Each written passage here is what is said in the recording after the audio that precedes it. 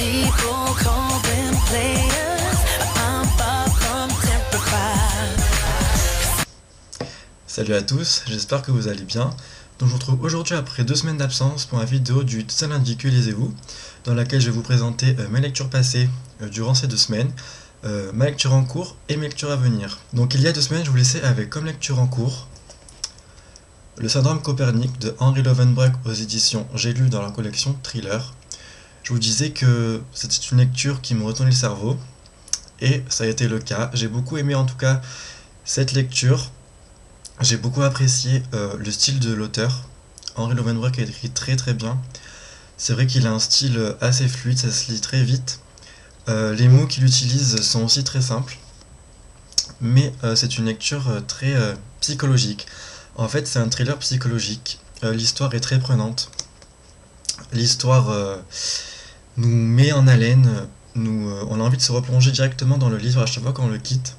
Parce qu'on a envie en fait de savoir ce qui va se passer, de savoir si Viggo Ravel, le personnage principal, est vraiment schizophrène. Voilà, si il a des hallucinations ou si c'est vraiment un don qu'il a. Voilà, on veut savoir le fin mot de l'histoire. Et c'est ce que j'ai trouvé vraiment bien dans ce livre. Et j'ai eu la chance de rencontrer donc Henry Lovenbroek au salon du livre. C'est quelqu'un de très gentil.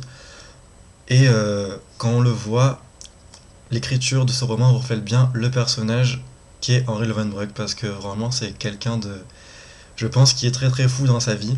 Ensuite, c'est vrai qu'il a dû faire beaucoup de recherches pour ce livre, parce qu'on parle beaucoup de choses sur la médecine, sur l'armée.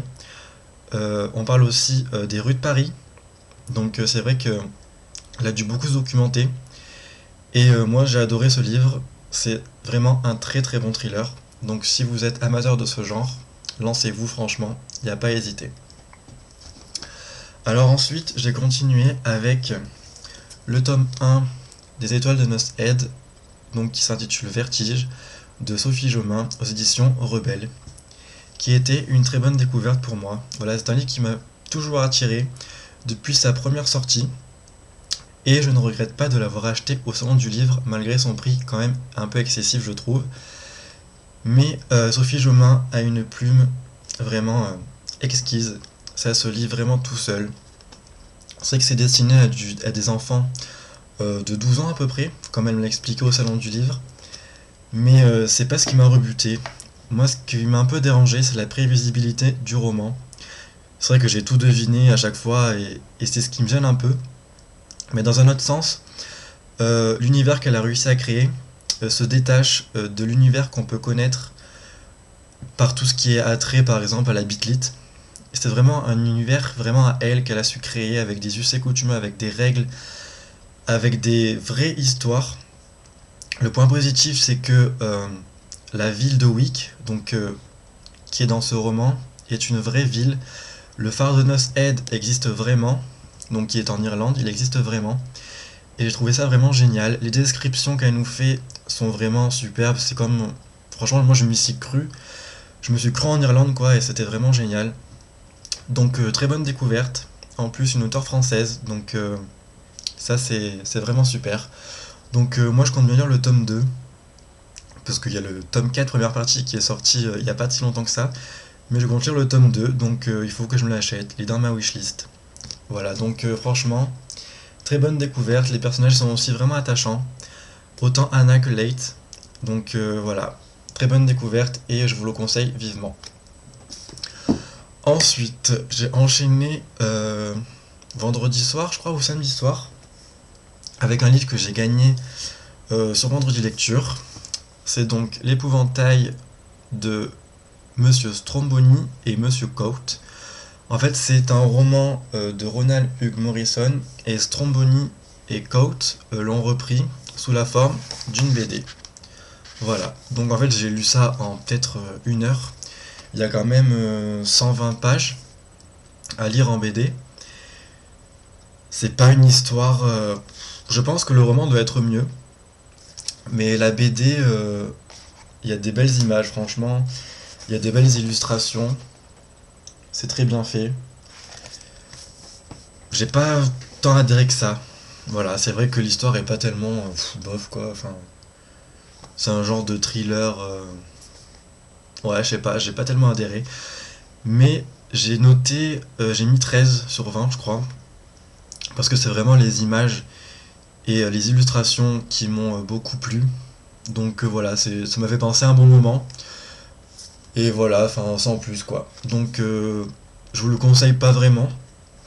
Mais si vous le trouvez dans une médiathèque ou quoi, voilà, vous pouvez le prendre sans problème, ça vous fera passer un bon moment. Et ensuite, en fait j'ai beaucoup lu quand même, je suis fier de moi parce que même avec le salon du livre, j'ai réussi à lire 4 livres en 2 semaines. Donc c'est vraiment bien. J'ai enchaîné hier soir avec Pour un tweet avec toi de Teresa Medeiros aux éditions Milady Romance dans leur collection Central Park. Voilà, j'avais peur de me tromper, c'est bon, c'est Central Park. Je l'ai commencé hier soir, j'ai fini hier soir. Ça se lit très vite. Et j'ai beaucoup aimé. Franchement, c'est une bonne romance. Les personnages sont attachants. Alors autant Abby que Mark. Et voilà, ça m'a fait beaucoup rire aussi. Les tweets qui peuvent s'échanger sont vraiment hilarants. Alors quand on arrive au milieu du roman et que l'auteur nous fait la révélation du roman, en fait, je me suis dit non, c'est pas possible, ça peut pas arriver. Ça peut pas arriver à Mark quoi. Et j'ai été quand même bouche bée parce que je me suis dit oui ça se lit très vite machin, tout va bien dans leur vie tout ça, à part Abby qui a du mal à redémarrer son second roman parce qu'elle est écrivain. Mais je me suis dit voilà ils vont se voir après les tweets et tout ça et ça va bien se finir quoi. Ça se finit bien mais la révélation je ne l'ai pas vu venir, voilà. Et ça c'est très fort. Le style de Teresa Medeiros, moi j'adore, les tweets ça se lit très très vite. C'est vrai que j'ai avalé les 280 pages en à peu près 3-4 heures. Donc c'est vraiment génial.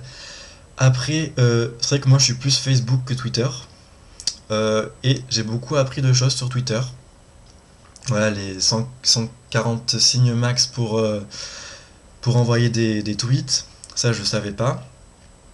Ensuite, il y a beaucoup de références à des séries américaines que certaines je connaissais, d'autres pas. Ça m'a pas plus dérangé que ça.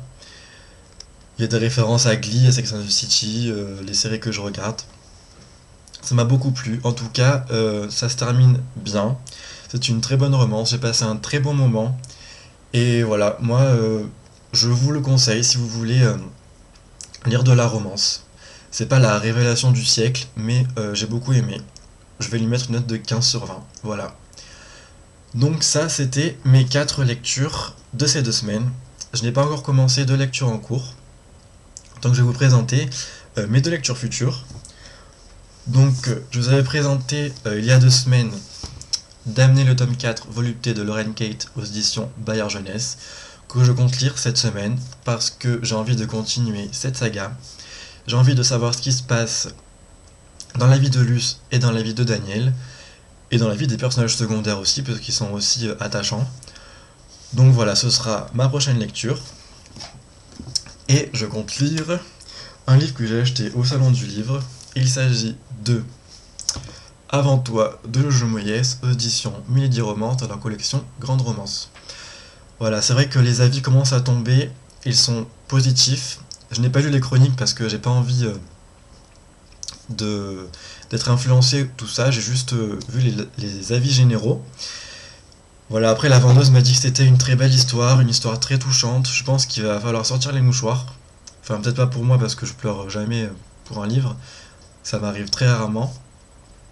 Mais j'ai envie de découvrir cette belle romance. La couverture est vraiment magnifique et voilà, j'ai envie de découvrir en tout cas ce livre et je pense que ça va être une très bonne découverte. Voilà, c'est fini pour ce seul lundi que lisez-vous. J'espère qu'il vous aura plu. En tout cas, n'hésitez pas à me laisser vos impressions sur le tome 4 de Damné ou sur Avant toi de Jojo Moyes, sans vraiment spoiler, dire vos avis généraux. Parce que ça m'intéresserait de savoir ce que vous en avez pensé. En tout cas, je vous retrouve dans la semaine pour faire un tag, parce que j'ai été tagué par Justine de Fairy Neverland pour faire le tag Le Dîner Livresque. Voilà, j'ai les questions, j'ai les réponses, il faut que je le tourne, donc ce sera le tag de la semaine, et je dois aussi vous faire le bilan, plus le prévisionnel dans la même vidéo. Donc on se retrouve en tout cas dans la semaine, je vous souhaite de très bonnes lectures, passez une très bonne semaine, faites de belles découvertes livresques, Et donc je vous dis à très bientôt pour une nouvelle vidéo. Bye bye. I'm drawn to danger.